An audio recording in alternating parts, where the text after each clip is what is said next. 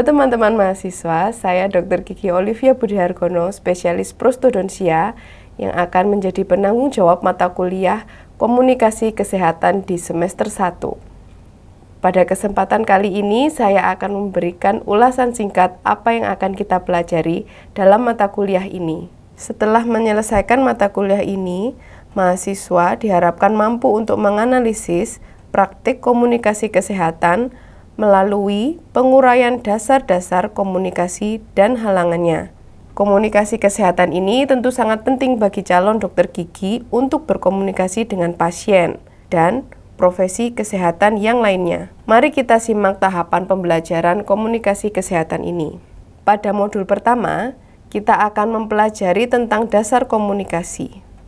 Hal-hal yang terkait di dalamnya antara lain definisi hingga barier komunikasi.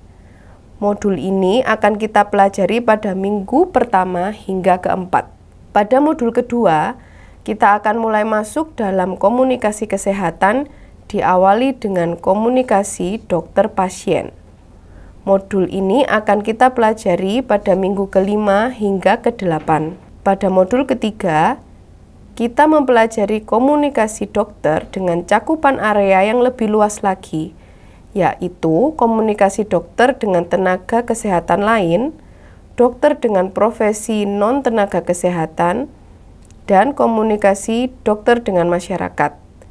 Modul ketiga ini akan disampaikan secara berkelompok dalam bentuk makalah dan presentasi. Modul ini berjalan pada minggu ke-9 hingga 12. Modul terakhir, kita akan menganalisis praktik komunikasi kesehatan menggunakan seluruh ilmu yang sudah kita peroleh dari modul-modul sebelumnya. Cara yang akan digunakan adalah menganalisis kasus secara berkelompok lalu dipresentasikan. Selain itu akan ada pengambilan nilai role play pada minggu ke-15. Mari kita bahas lebih lanjut mengenai penilaian di mata kuliah ini. Penilaian modul pertama disebut sebagai Assessment for Learning yang pertama, atau kita sebut sebagai AFL 1 dengan bobot 10%. 10% ini diambil 50% dari penilaian kuis serta 50% dari laporan analisis kasus. AFL 2 dengan bobot 25% diambil dari 40% penilaian kuis dan 60% dari ujian tengah semester atau UTS. Kuis berbentuk summary materi modul kedua yang dikumpulkan di minggu ke-7. Bentuk UTS adalah MCQ CBT atau Multiple Choice Question menggunakan Computer Based Test dengan materi dari minggu pertama hingga 7. UTS dilaksanakan pada minggu ke-8.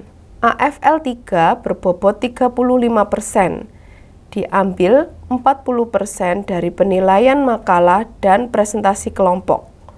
Makalah dikumpulkan pada minggu ke-9. 60% lainnya didapat dari penilaian role play yang dilakukan secara berkelompok. Yang perlu diperhatikan, role play ini akan dinilai pada minggu ke-15.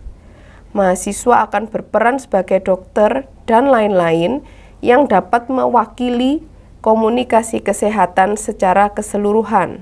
Walaupun role play dinilai dengan lengkap pada minggu ke-15, skrip role play harus dikumpulkan pada minggu ke-12.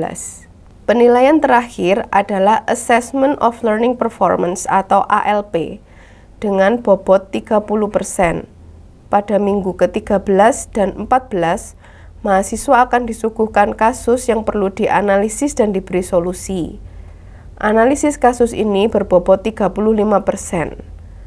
65% lainnya akan disumbang dari ujian akhir semester atau UAS pada minggu ke-16.